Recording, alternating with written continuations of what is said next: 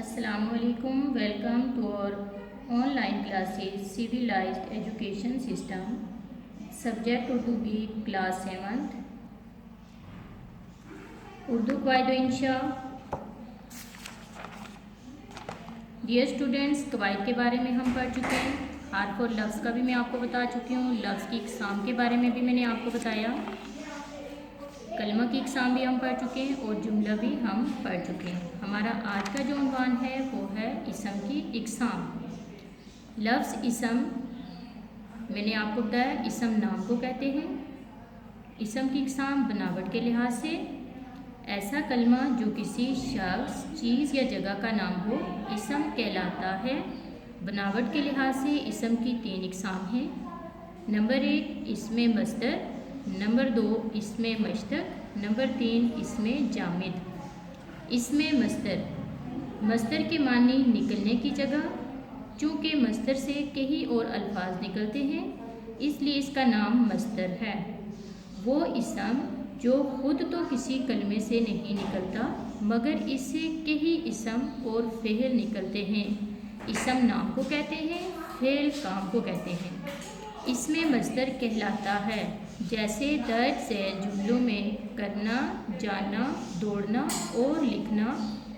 वो इसम जो खुद तो किसी कलमे से नहीं निकलता मगर इससे कई इसम और फ़ेल निकलते हैं इसमें मस्दर कहलाता है. जैसे दर्ज झैल जुमलों में करना, जाना, दौड़ना और लिखना इसमें मस्दर हैं.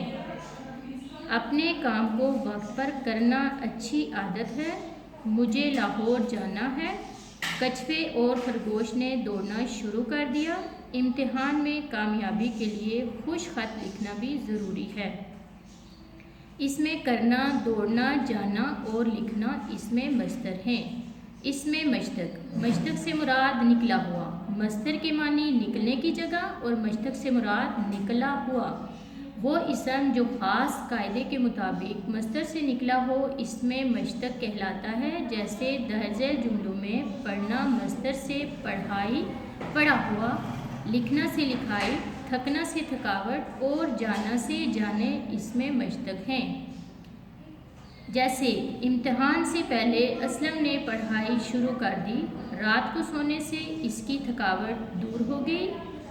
पिछला पढ़ा हुआ सबक याद रखना ज़रूरी है. अपनी लिखाई बेहतर बनाने की मशक जारी है. ये जो आपको पढ़ाई, थकावट, पढ़ा हुआ और लिखाई ये इसमें मश्तक है, ये इसमें मस्दर से निकले हैं. इसमें जामिद के मानी है ठोस, जमा हुआ या मुजमल. वो इसम जो ना तो किसी कलमे से निकला हो और ना ही इससे कोई और कलमा निकलता हो इसमें जामिद कहलाता है. जैसे ज़ैल के जुमलों में कलम, रोटी, कुर्सी और सेब इसमें जामिद हैं. जैसे इसने नया कलम ख़रीदा, ताज़ा रोटी खाया करो, उस्ताद कुर्सी पर बैठा है, कागज़ ले आओ मुझे कुछ लिखना है, सेब का जूस बहुत मज़ेदार होता है. ये लफ्ज़ जिनके कलर चेंज हैं ये इसमें जामिद हैं. कलम, रोटी, कुर्सी, कागज़, सेब.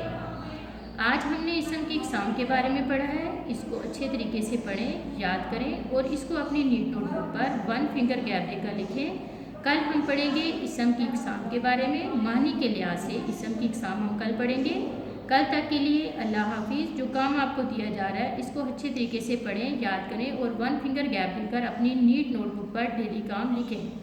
अल्लाह हाफिज़.